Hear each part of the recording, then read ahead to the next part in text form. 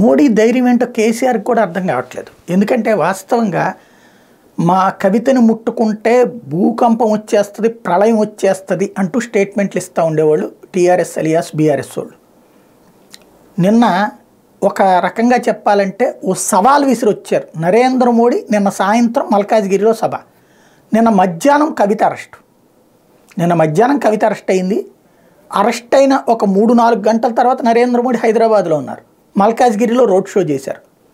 అంటే కేసీఆర్ చెప్పే ఏదేది గాయగత్తరైపోద్ది, భూకంపం వచ్చేస్తుంది, ప్రళయం జరిగిపోతుంది అన్నటువంటిది ఏందో చూద్దామని ఆయన వచ్చినట్టుంది మోడీ. అంత సాధారణంగా మోడీ వెళ్ళిపోయాక చేస్తారేమో అనుకున్నారు అందరూ. తీరా చూస్తే మోడీ రాకముందే రావటం, అరెస్టు.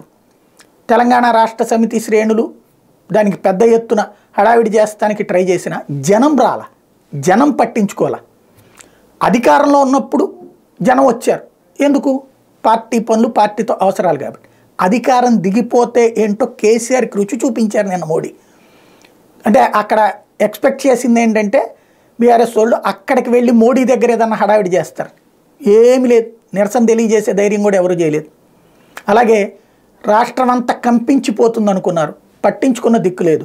ఓ 8 మంది 10 మంది ఒక చోట, ఓ చోట 20 మంది, ఇది తప్పించి ఓవరాల్గా చూస్తే బలమైనటువంటి క్యాడర్ లేకపోతే ఇక్కడ కేసీఆర్కి చంద్రబాబు కూడా ఒక పాఠం. చంద్రబాబును అరెస్ట్ చేస్తే హైదరాబాద్లో ఓ 25-30 వేల మంది పోగుబడి మీటింగులు పెట్టారు, అక్కడ పెద్ద పెద్ద స్టేడియాల్లో కన్సర్ట్ నిర్వహించారు. కానీ తెలుగుదేశాన్ని దెబ్బతీసినటువంటి కేసీఆర్ తన అహంకారంతో పార్టీని సంస్థాగతం మాత్రం డెవలప్ చేసుకోవాలి. బూత్ కమిటీల స్థాయిలో లేకపోతే పై స్థాయిలో తన అనిపించుకోవాలి. అక్కడ తెలుగుదేశంలో కార్యకర్తలు ఎప్పటికి కూడా తమ అనుకుంటుంటారు.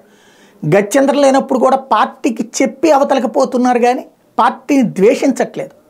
అది తెలంగాణలో కనబడుతున్నది ప్రత్యక్షంగా. అదే కేసీఆర్ ఆ తరహా సాధించలేకపోయాడు, కేటీఆర్ కూడా అది చేయలేకపోయాడు.